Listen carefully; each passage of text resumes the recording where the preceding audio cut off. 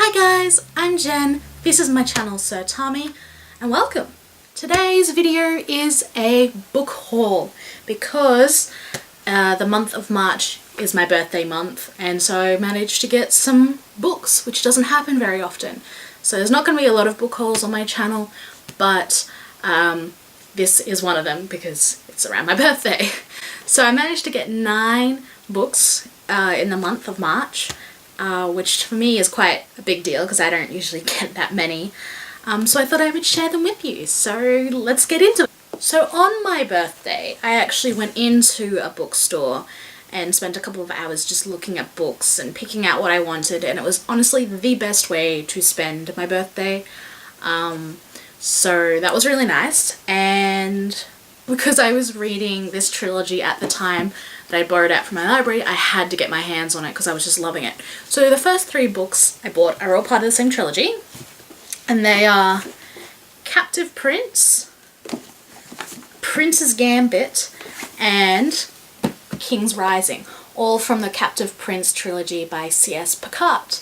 And if you don't know what this series is about, it's basically about 2 princes. So there's Prince Demianos, who is the rightful heir to the throne of Aquilos, and on the day of his father's death, who is the king, his half-brother basically puts in place this plot to take over and capture Damon, is what we know him as, and sell him as a pleasure slave to the enemy state's Prince Laurent, which they have kind of a weird truce going on at that time.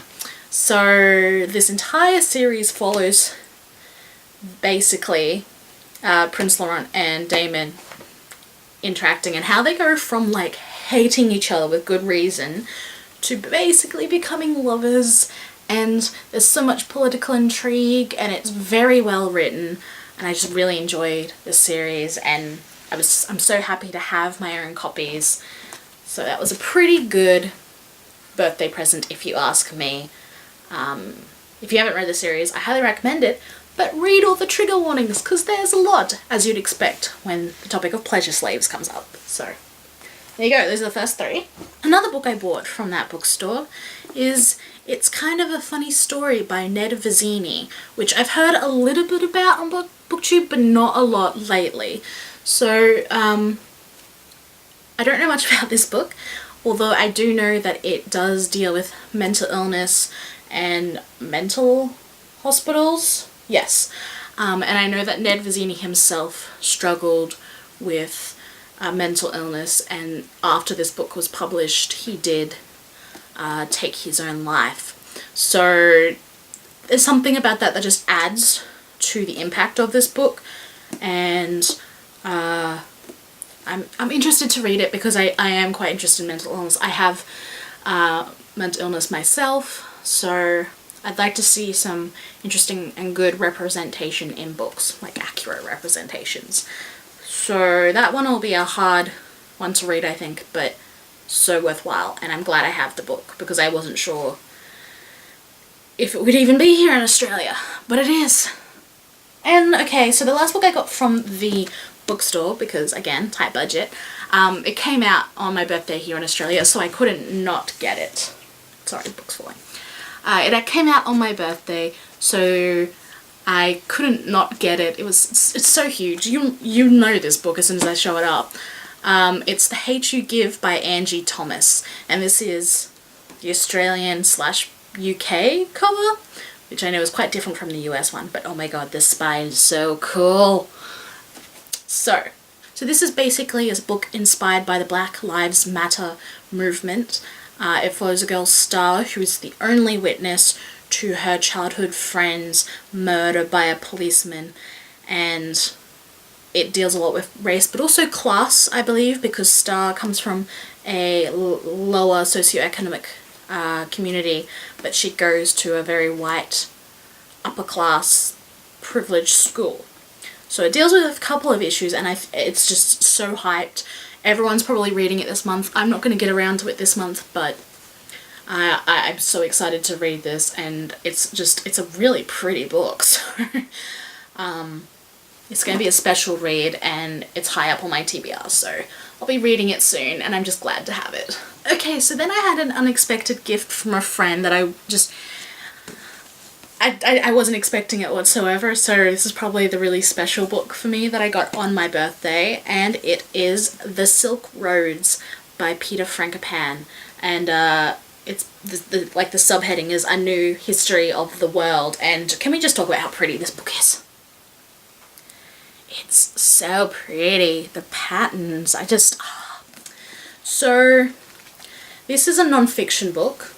I do know about it. I have one of those friends who like heard me talk about it once, kept it in mind, and when it came to my birthday they got it for me, which is why I was like so surprised. But it is about the Silk Roads, so I'm interested in the 5 stands like Uzbekistan, Kazakhstan, Kyrgyzstan, Tajikistan and Turkmenistan, and there's also Azerbaijan and Turkey and China, and I'm just interested in all those areas. And this book is a non-fiction book that talks about that history and how it kind of was and still is the center of the world if you look at maps back at that time. I heard an interview with Peter Frankopan and it was just very interesting, so I wanted to read this book. It's a bit of a chunker for a non-fiction, but we'll see if I like it. But I'm a huge travel nut, and just being able to have a book about something that I'm interested in and it be non-fiction, and it's so pretty. So this was such a special gift and I can't wait to eventually read it, but that might take a while because it's over 500 pages, so we will see. One other gift from a friend that was book related, or is a book.